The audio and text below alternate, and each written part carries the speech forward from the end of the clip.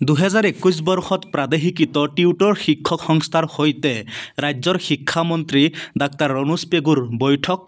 Tutor শিক্ষক কৰ্মচাৰীসকলৰ জ্বলন্ত সমস্যাসমূহক লৈ আলোচনা হৈছে আৰু যোৱাকালি 26 জুলাই তাৰিখে ৰাজ্যৰ টিউটৰ শিক্ষক সংস্থাৰ সৈতে যি আলোচনা হৈছিল, আলোচনাৰ অন্তত টিউটৰ শিক্ষক সংস্থাৰ সংবাদমেল। অহা 15 আগষ্টৰ পূৰ্বে টিউটৰ শিক্ষক কৰ্মচাৰীসকললৈ আহিব ভাল খবৰ।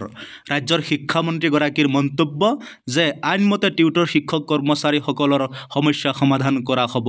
আমি শুনো আহকচোন টিউটৰ সংস্থাই কি কৈছিল। 22 তাৰিখৰ চৰকাৰী চিঠি মৰ্মে আজি আমাক আমন্ত্ৰণ জনাইছিলে। আমি আজি শিক্ষামন্ত্ৰী আৰু আমাৰ মাননীয় শিক্ষা সচিব নাৰায়ণ কোঁৱৰ ছাৰ আৰু উপসঞ্চালিকা বাইদেউ তেখেতসকলৰ সাক্ষাতত আমাৰ এটা মিটিং হ'ল। প্ৰায় 2 ঘণ্টা ধৰা এটা আলোচনা হ'ল। আমাৰ মূল দাবী যিবিলাক আছিলে তাৰ ভিতৰত যিটো আমাৰ মূল দাবী টিউটৰৰ পৰা শিক্ষক কৰা আমি যিটো দাবী দিছিলোঁ, এই দাবী সন্দৰ্ভত প্ৰায় 1.5 ঘণ্টা সময় আমি বিভিন্ন আলোচনা বা যুক্তিসংগতভাৱে আলোচনা বা গঠনমূলক আলোচনা নিশ্চয় হ'ল।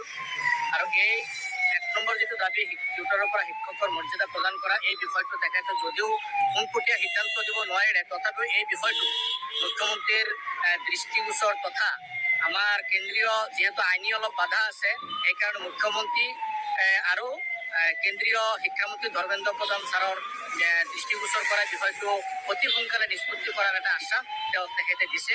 আৰু এই বিষয়খিনি গোটেইখিনি বিষয় 15 আগষ্টৰ সময়সীমা আমি ধাৰ্য কৰি দিছোঁ আৰু 15 আগষ্টৰ ভিতৰত তেখেতসকলে এটা ভাল ঘোষণা কৰিব বুলি, ইতিবাচক এটা ঘোষণা আমাক কৰিব বুলি তেখেতে আমাক আশ্বাস দিছে।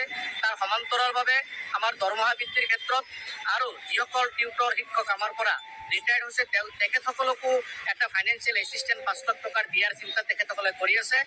আৰু আমাৰ দৰমহা বৃদ্ধিৰ ক্ষেত্ৰতো তেখেতে সহমত প্ৰকাশ কৰিছে। গতিকে আমি চৰকাৰক নিশ্চয় আমি আজিৰ আমাৰ যিটো আলোচনাৰ পৰা যিখিনি আমি ইতিবাচক সঁহাৰি চৰকাৰৰ পৰা পাইছোঁ, আমি চৰকাৰলৈ ধন্যবাদ জনাইছোঁ। আৰু বিষয়টো অতি সোনকালে সমাধান কৰাৰ কাৰণে আমি মুখ্যমন্ত্ৰীক আহ্বান জনাইছোঁ, অনুৰোধ জনাইছোঁ। আৰু শিক্ষামন্ত্ৰীৰ তৎপৰতাত যিখিনি সভা আমাৰ হ'ল, খুব ফলপ্ৰসূ আলোচনা হ'ল বুলি আমি ধৰিব পাৰোঁ। মূলতে আমাৰ টিউটৰৰ পৰা শিক্ষকৰ যি মৰ্যাদা, সেই মৰ্যাদাটো আমি সেই মৰ্যাদা বিচৰাৰ দাবীটোত আমি অটল হৈ আছোঁ। আৰু এই বিষয়ে 15 আগষ্টৰ ভিতৰত এটা ইতিবাচক সঁহাৰি পাম বুলি আমি আশাবাদী হৈ আছোঁ। আৰু শিক্ষামন্ত্ৰী ডাঙৰীয়াৰ লগত আলোচনা কৰি আজি খুব ভাল লাগিছে। তেখেতে আমাৰ গোটেই কথাখিনি হৃদয়গম কৰি লৈছে।